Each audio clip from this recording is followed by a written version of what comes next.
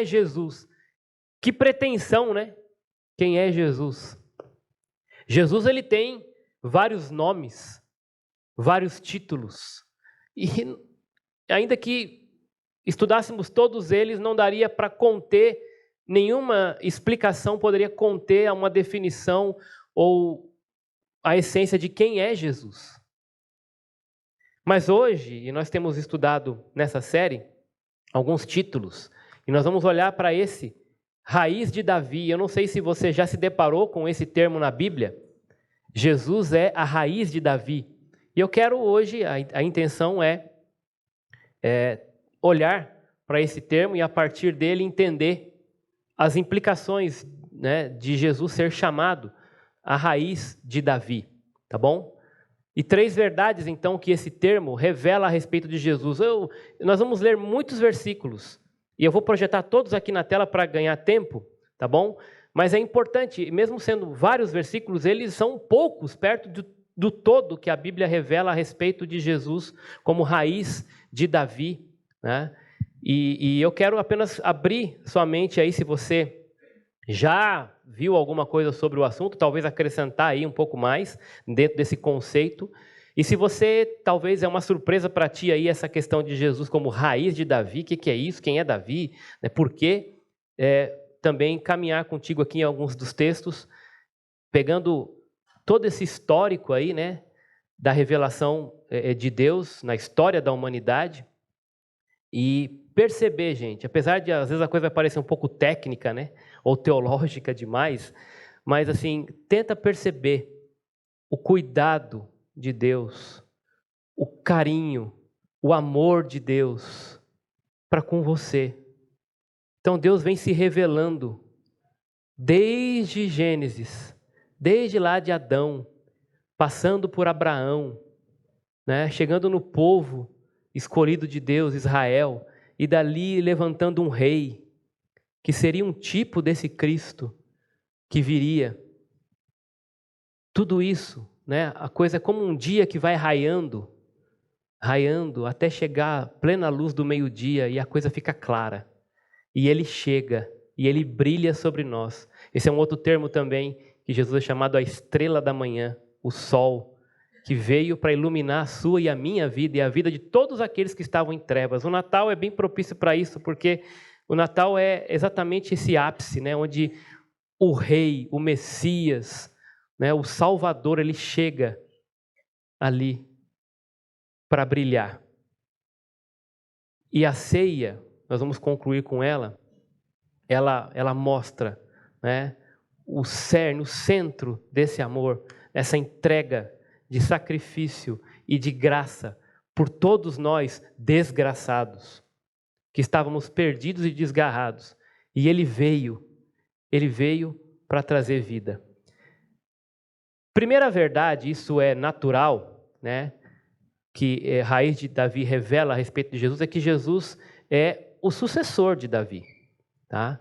Essa é a ideia de que Jesus é chamado de filho de Davi. A conexão com o fato dele ser o herdeiro do trono de Davi, do rei Davi. Tá? E essa é a ideia que Jesus, então, era chamado de filho, porque ele era da descendência de Davi e herdeiro das promessas, então, de Davi. Jesus, ele era filho de Deus, mas ele se fez homem, se tornou homem. Então, como homem, ele era descendente de Davi. Paulo fala isso, nós vamos ver depois os versículos aí, em Romanos capítulo 1. Jesus, como homem, ele era da descendência de Davi. E Davi, ele viveu 1000 anos, cerca de 1000 anos antes de Jesus. Né? Então, quando as pessoas chamavam Jesus de filho de Davi, era no sentido de descendente dele. Tá? José, o pai de Jesus, também foi chamado, né? Lá em Mateus 1,20 nós vemos isso, de filho de Davi. Nessa mesma ideia, nesse mesmo significado, de que eles eram da descendência de Davi. Interessante que Jesus não era, humanamente falando, filho de José. Né? Para quem conhece a história, Jesus veio, né, de maneira sobrenatural, né, o anjo anunciou a Maria que ela ficaria grávida, daria luz a Jesus. Né? E José, quando soube disso, obviamente você também se colocando no lugar dele, ele ficou né, estranhou, como é que pode ser uma coisa dessa? E ele não estava muito acreditando na história, não. E ele estava disposto a deixar Maria, secretamente, para não expô-la à vergonha. Mas aí veio um anjo e falou para ele, José, não tema receber Maria como tua esposa, porque o que dela foi gerado é do Espírito Santo. Então José adota nesse sentido Jesus, né? Isso é muito forte na cultura judaica, porque e muito especial também, porque quando um filho era adotado, ele tinha um direito até maior do que um filho natural. O pai podia rejeitar ou mandar embora um filho natural, mas um filho adotado ele não podia fazer isso. Então olha a beleza disso, né? Porque quando você é adotado é uma decisão, uma escolha. Isso também tem na nossa lei, né? Tem vários assim, pontos que protegem a adoção. Você não pode adotar um filho e simplesmente depois resolver devolver, né? Tem sérias implicações quanto a isso. Então é especial nesse sentido, né? E próxima vez que você se deparar com uma criança, como nós tivemos aqui um caso, né? E ela estava meio triste porque nós estávamos falando sobre adoção e ela falou, eu sou adotada, e falou com a tristeza. Não, você não tem que ficar triste, você foi escolhido. Você foi escolhido, né? Alguém decidiu te amar.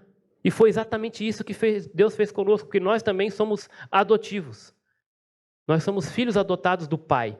Né? Isso é especial, porque o Pai olhou para nós. Nós não tínhamos mérito nenhum em nós. E Ele veio e falou, eu quero você, porque eu te amo. Então você é especial. Né?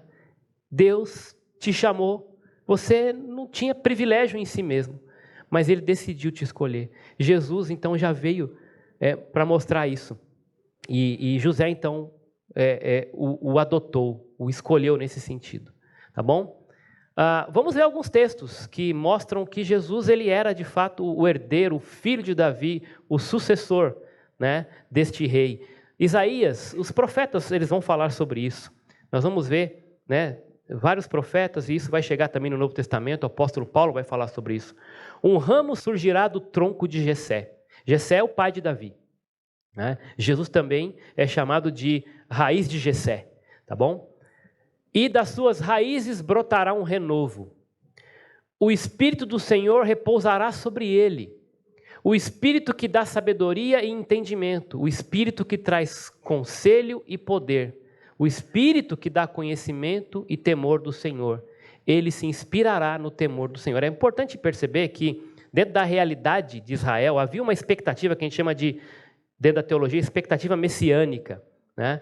Então, quando os profetas escrevem, eles estão vivendo uma era, um momento, né, uma situação de dificuldade, de cativeiro, muitas vezes, né, de perseguição, de desolação e de falta de esperança. Então, essas profecias, elas trazem à tona o pensamento daquele judeu para uma promessa. E a Bíblia vai trabalhar, né, de maneira geral nisso, apontando, né, fazendo com que esses judeus, esses hebreus, pudessem, mesmo em meio a grandes dificuldades e até na iminência até de serem extirpados da face da terra, para olhar, ainda que talvez não reste, humanamente falando, nenhuma esperança visível, Deus vai fazer brotar. Não vai ser arrancado totalmente. A promessa, ela continua viva, ainda que num brotinho. E Ele vai fazer renascer essa esperança. Não deixem de acreditar que Deus está no controle da história. Aquilo que Ele prometeu vai se cumprir. O Messias virá. E Ele virá para salvar o povo. Ele é a esperança de Israel. Nós cantamos isso, né? Jesus é a esperança de Israel. Então os profetas sempre traziam, né, essa dose de esperança, apontando, fazendo o pessoal olhar, enxergar além, né, daquele caos que muitas vezes eles estavam vivendo, do sofrimento, da perseguição. Olha, creia, Deus tem uma promessa, Ele, o Messias, virá. Então o povo naquela época do Antigo Testamento olhava para frente, e olhava com esse olhar de esperança no Messias que viria. E essas profecias todas vão falar disso.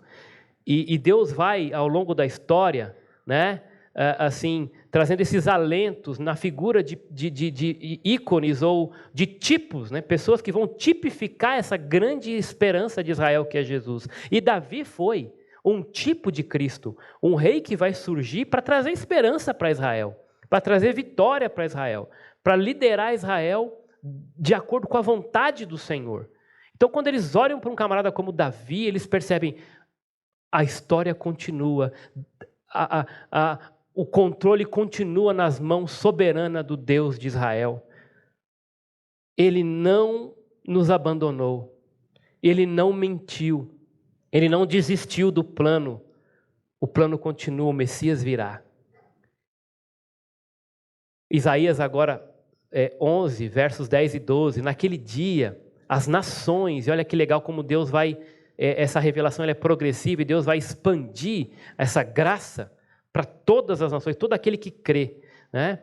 Elas vão buscar a raiz de Jessé, que será como uma bandeira para os povos, e o seu lugar de descanso será glorioso. Naquele dia o Senhor estenderá o braço pela segunda vez para reivindicar o remanescente do seu povo, que for deixado na Síria, no Egito, Patros, Etiópia, Elão, Sinear, em Amate, nas ilhas do mar.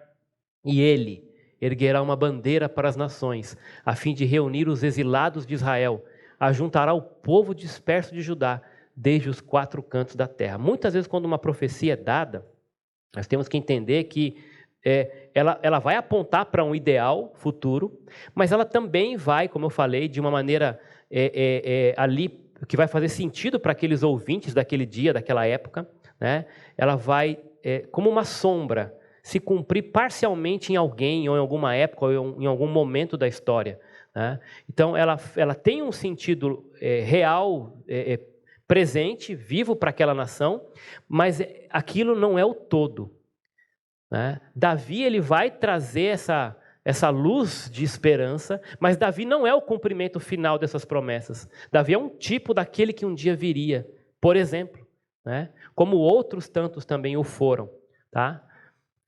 Paulo vai falar isso também, as cartas aos Romanos, ele vai fazer menção a Isaías, quando ele vai dizer que Isaías vai citar, né? Isaías vai falar, brotará a raiz de Jessé, fazendo alusão a esse texto que nós vemos agora de Isaías. Aquele que se levantará para reinar sobre os gentios. Estes, e aí todos os povos, os gentios, e Paulo foi chamado para ser o apóstolo de Deus para os gentios. E essa promessa agora, que começou ali com um casal, né? Adão e Eva lá, depois para uma família, né? Dessa família foi para um povo, e desse povo agora se expande, né? Como o sol do meio-dia para todas as nações. Ele reinará sobre os gentios, e estes colocarão nele a sua esperança. Esse eles aí somos nós, eu e você. Jesus veio para nós também. Glória a Deus por isso. A Bíblia vai terminar trazendo também esse conceito. Lá em Apocalipse 5, João está ali triste, chorando, porque ele vê diante dele um livro selado que vai trazer toda a revelação de Deus na história da humanidade, né? E essa revelação ela está ali encoberta aos seus olhos. E ele está triste porque não tem ninguém que vai abrir esse livro. E chega no versículo 5, um dos anciãos vai dizer para ele, não chore. Eis que o leão da tribo de Judá, a raiz de Davi, venceu. Para quê? Para abrir o livro e os seus 7 selos. Essa ideia de que essa história foi traçada pelo dono da história, o criador da história.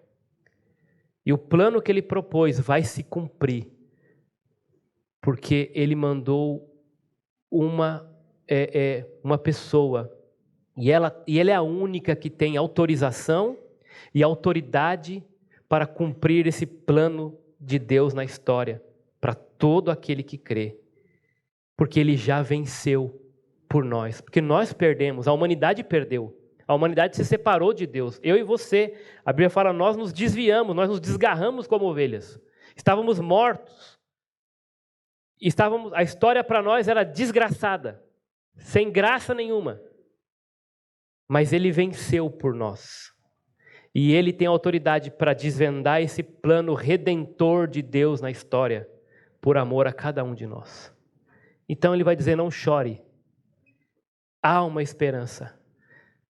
Ele veio, ele é a raiz de Davi, o leão da tribo de Judá. Ele é aquele que venceu para abrir esse livro e trazer essa história para a sua vida, alcançar a sua vida nessa história. Olha como Deus se importa com cada um de nós, não é verdade? Um dia esse amor, esse que é a raiz de Davi, ele invadiu a história da sua vida, sem pedir licença. Ele veio para dizer: você é meu. Graças a Deus por isso. E lá no final, com autoridade, ele vai dizer, no capítulo 22, último capítulo, ali está terminando já o Apocalipse: eu, Jesus, enviei o meu anjo para dar a vocês esse testemunho concernente às igrejas. Eu sou a raiz e o descendente de Davi, o sucessor nesse sentido, a resplandecente estrela da manhã.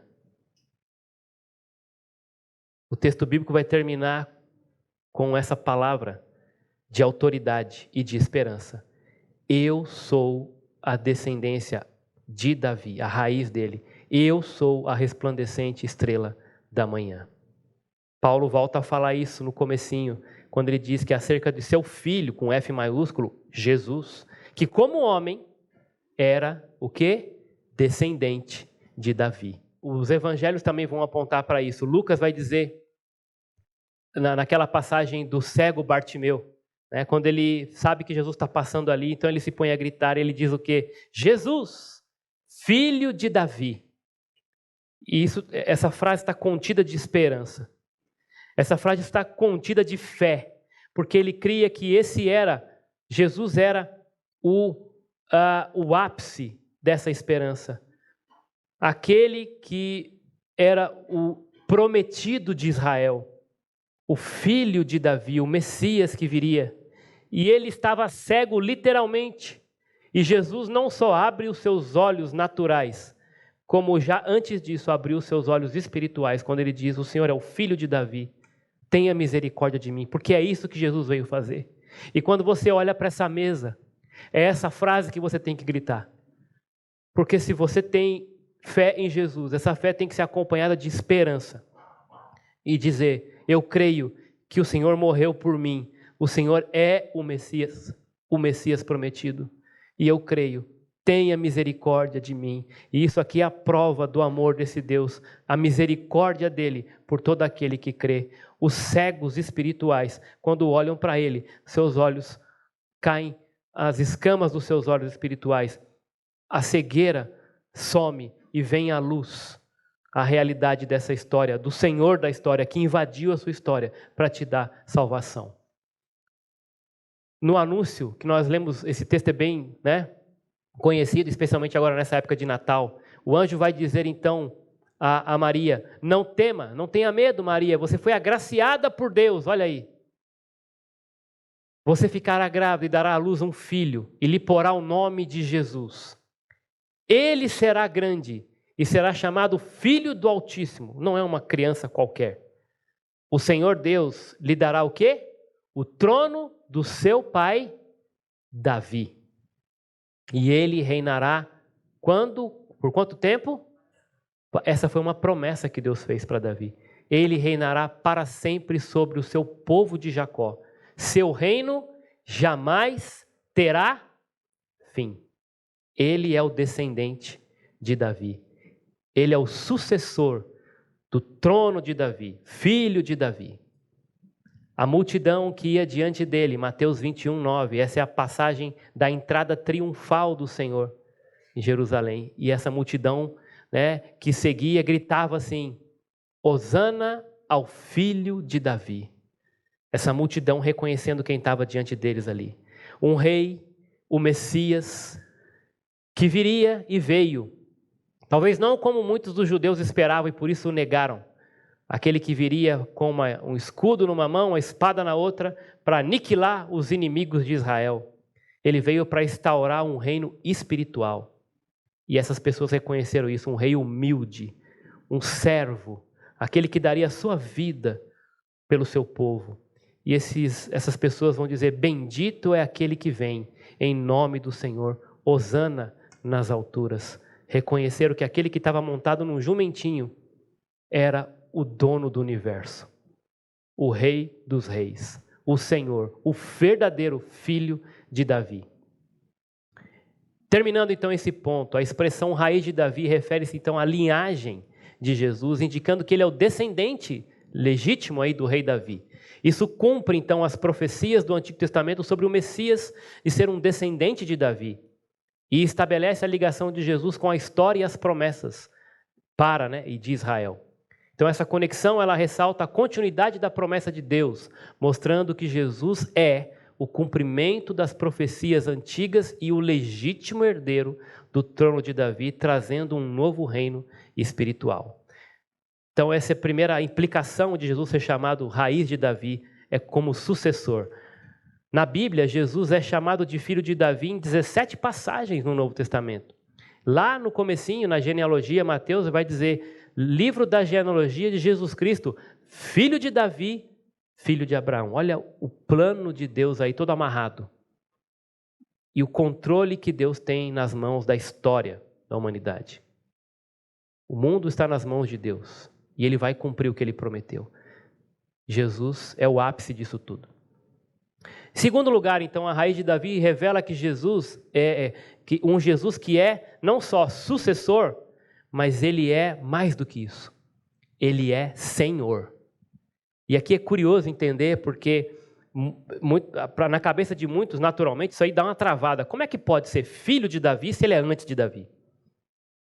Que negócio é esse? Que história é essa? O próprio Jesus fala a respeito disso com os fariseus, porque ele não é apenas um homem, ele é Deus, 100% homem como sucessor, herdeiro, 100% Deus como dono de tudo e de todos. Isaías 9 também vai anunciar a chegada desse menino que nos nasceu, um filho nos foi dado e o governo, olha o senhorio aí, né? O governo está sobre os seus ombros. Ele será chamado, dentre tantos nomes, né? Maravilhoso Conselheiro, Deus Poderoso, Pai Eterno, Príncipe da Paz. E esse vai estender o seu domínio, o seu senhorio. E haverá paz sem fim sobre o trono de Davi e sobre o seu reino estabelecido e mantido com justiça e retidão. Esse é o Senhor justo, o único, reto, dentre todos os demais. Desde agora e para sempre. O zelo do Senhor dos Exércitos fará isso. Jesus é sim sucessor, mas é mais do que isso. Ele é Deus, ele é o Senhor. O profeta Jeremias vai falar sobre isso. Dias virão, declara o Senhor, em que levantarei para Davi um renovo justo, um rei que reinará com sabedoria e fará o que é justo e certo na terra. Em seus dias, Judá será salva, Israel viverá em segurança. E este é o nome pelo qual ele será chamado. O Senhor é a nossa justiça. Será que você pode dizer isso hoje na sua vida? O Senhor é a minha justiça. Por quê? Porque ele é mais do que um sucessor. Ele é Deus. Ele é Deus. Ele veio como homem, mas ele é o Deus, o Senhor de todo o universo. E é assim que você tem que aceitá-lo na sua vida. Não apenas como mais um neném, como esse Natal, que nasceu numa manjedoura bonitinho, mas o Rei dos Reis, o Senhor dos Senhores. É assim que ele deve ser. É para isso que ele veio. Ele veio para reinar na sua vida, um reino espiritual. E um dia ele também vai consumar o seu reino físico aqui na terra. E isso um dia vai acontecer. Essas promessas feitas para Israel, elas vão se cumprir. Tem uma época específica reservada para isso. E até esse dia chegar, ele reina em nossos corações. Por enquanto, o jaio ainda não, né? Teologicamente, para quem conhece esse termo, né? Por enquanto, a terra geme. O príncipe deste século ainda reina, entre aspas, né? Jesus, ele ainda não é o rei deste universo de fato, mas ele já o é de direito. E nós aguardamos ansiosamente esse dia em que ele reinará com cetro de ferro no trono de Davi sobre todas as nações. E a Bíblia diz que todos virão de todos os cantos para adorar esse rei. E você pode fazer isso hoje no seu coração e na sua vida, proclamando com a sua vida quem é o Senhor dela, agora e para todo sempre, o Senhor da justiça. Miqueias também vai falar disso. Tu, Belém Efrata, embora sejas pequena entre os clãs de Judá, de ti virá para mim aquele que será o governante, olha o senhorio dele aí, o governante de Israel. Olha a eternidade dele, ele não é uma pessoa qualquer. Suas origens estão no passado distante, em tempos antigos. Como ele pode ser filho de Davi, se este aí tem origens no passado, num tempo antigo? Como pode ser isso? Zacarias também, outro profeta, vai falar: alegre-se muito, cidade de Sião. Vocês começam a perceber o propósito de Deus levantar esses profetas, né? Em lugares diferentes, mas para falar, trazer esperança para esse povo sofrido, né? E está sempre trazendo essa luz, essa lembrança do amor de Deus. A ceia é isso para nós hoje.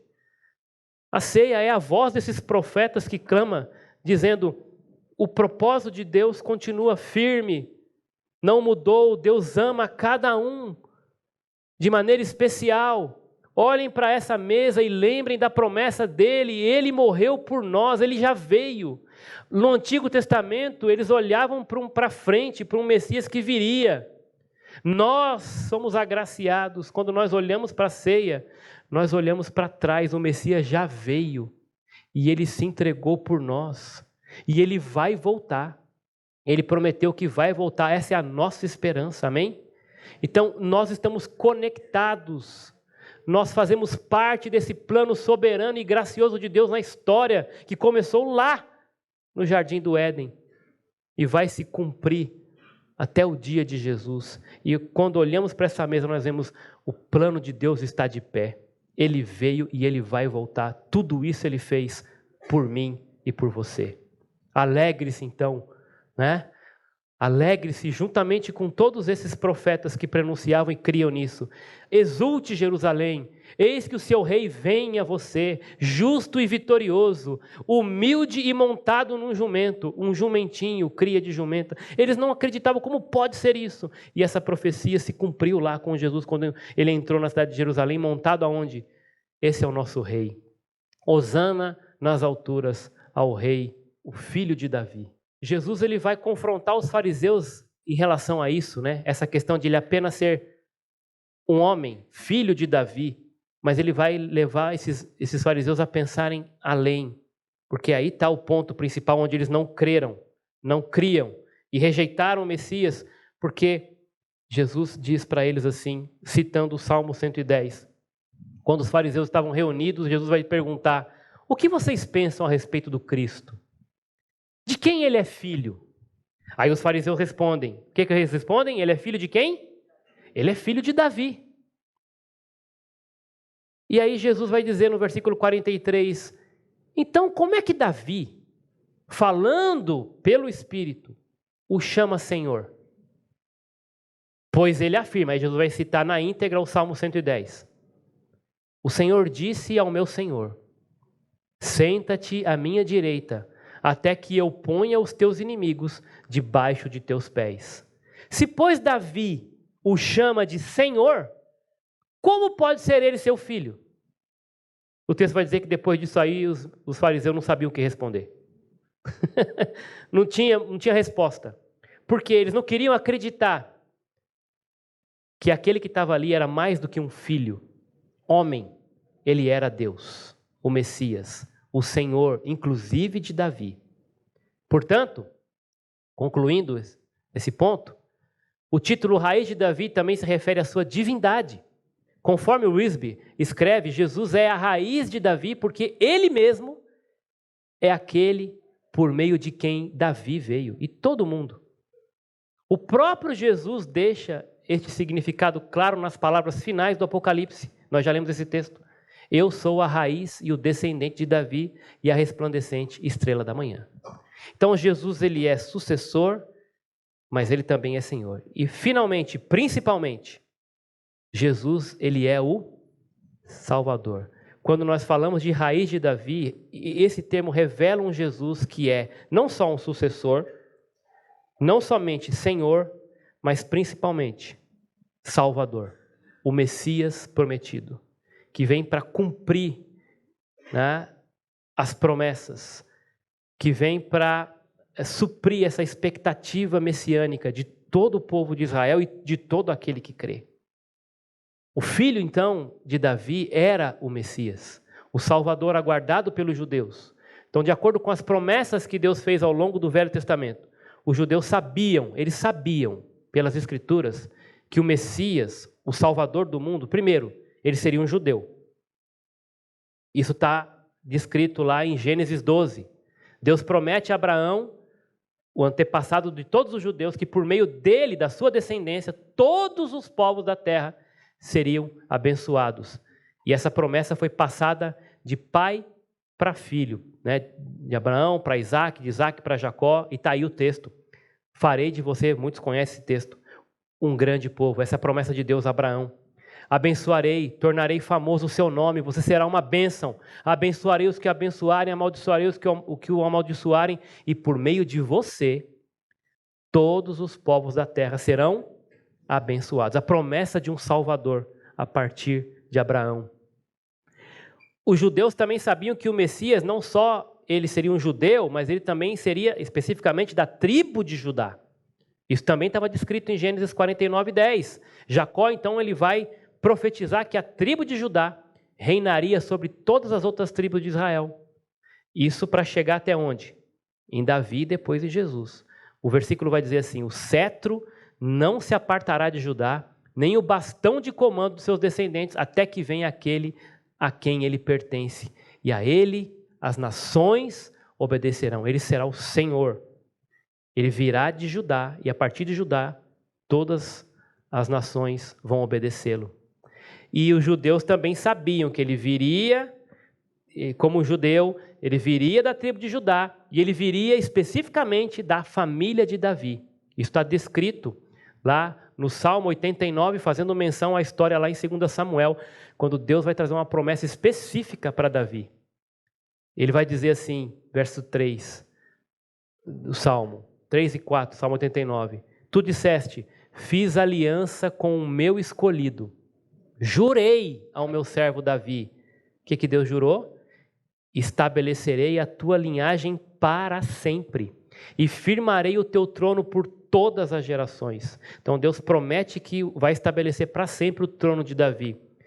Outros vieram depois de Davi, promessas ali são diretamente relacionadas ao seu filho Salomão, mas Salomão morreu. Como assim? Outros reis vieram em Israel, em Judá, mas isso vai culminar, isso vai ganhar o seu ápice na pessoa de Cristo, que veio, morreu, mas ressuscitou e está vivo e reinará de fato para sempre no trono de Davi.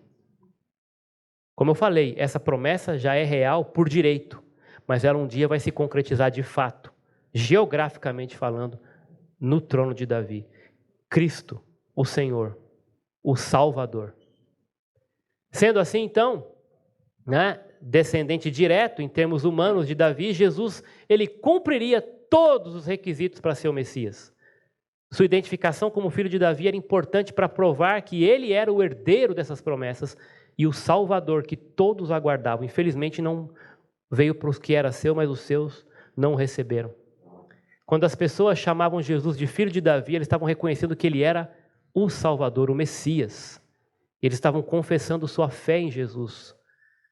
Todo o povo ficou atônito, Mateus 12, 23, e disse, depois que Jesus acabou de curar um homem ali, e disseram, não será este o filho de Davi? Uma frase que expressa fé em alguém que era prometido e que estava se revelando ali como o Salvador. Por fim, eu quero que vocês olhem para tudo isso, como eu falei. Às vezes é muito versículo, coisa meio técnica, né? Mas eu acredito que vocês tenham percebido o cuidado de Deus na história. O amor de Deus nessa história. E se tem uma palavra que resume tudo isso aqui, a palavra é esperança. Porque quando Deus levanta os profetas, vez após vez, Ele vem trazer uma luz para aquele povo que estava em trevas, para aquele povo que estava desanimado, para aquele povo que estava sem esperança por causa das circunstâncias, da perseguição, do cativeiro, das desgraças todas, quase sendo extirpado totalmente. E Deus vai sempre trazer uma palavra: tenham esperança, tenham esperança, o Messias virá, o meu plano não caducou, eu continuo, eu sou fiel, Ele virá por amor, Ele virá para reinar, Ele virá para salvar, a raiz de Davi prevalecerá. E Ele chegou, a raiz de Davi veio para cumprir as promessas de ser o sucessor daquele trono. Veio para mostrar que Ele não é um simples homem apenas, mas Ele é Senhor, Ele é Deus eterno. E veio especialmente para trazer luz e salvação. E a ceia do Senhor mostra tudo isso para nós. Se isso não constranger você, o que mais vai constranger? Esse amor de Deus, Ele nos constrange. Quem sou eu para fazer parte desse plano maravilhoso? Quem sou eu para ser alvo de tudo isso? Dessa graça e desse amor incomparável. Então nós vamos tomar a ceia agora, lembrando de tudo isso, que a raiz de Davi, ele veio para cumprir as promessas de ser o sucessor, veio para mostrar que ele é o Senhor, mas principalmente para provar e mostrar, por graça, que ele é o Salvador de todo aquele que crê. João vai escrever, eu sei que está curto, está pequeno aí, mas eu vou ler aqui para vocês. No seu evangelho, Jesus vai dizer: eu digo a verdade, se vocês não comerem a carne do Filho do Homem, não beberem o seu sangue, não terão vida em si mesmos. Todo aquele que come a minha carne e bebe o meu sangue, tem a vida eterna. E olha a esperança aí. E eu o ressuscitarei no último dia. Amém? Ele vai dizer: pois a minha carne é a verdadeira comida e o meu sangue é a verdadeira bebida. Todo aquele que come a minha carne e bebe o meu sangue permanece em mim e eu nele. Jesus está falando dessa aliança mesmo, aliança de sangue. Da mesma forma como o Pai que vive me enviou e eu vivo por causa do Pai. Olha a esperança aí. Assim, aquele que se alimenta de mim viverá por minha causa. Que privilégio, irmãos. Que amor. Que graça. Aquele que crê em mim, aquele que comunga comigo, e a ceia é essa expressão de comunhão com Deus e uns com os outros. Aqueles que estiverem em mim, esses eu vou ressuscitar no último dia. Aqueles que tiverem comunhão comigo, se alimentarem de mim, e aí nós estamos falando da palavra dele, dos princípios dele, da sua lei, das suas virtudes, esses vão viver por mim. Será que é isso que você tem feito, irmão? Em honra a esse Deus? Porque tomar o pão e o cálice hoje aqui, o suco, isso são simbólicos. Isso não vai mudar a sua vida aqui em nada. Mas o que isso representa é o amor de Deus revelado numa história que nós vimos aqui alguns versículos. Toda essa história direcionada para um dia onde o Messias viria e morreria por amor a cada um de vocês aqui.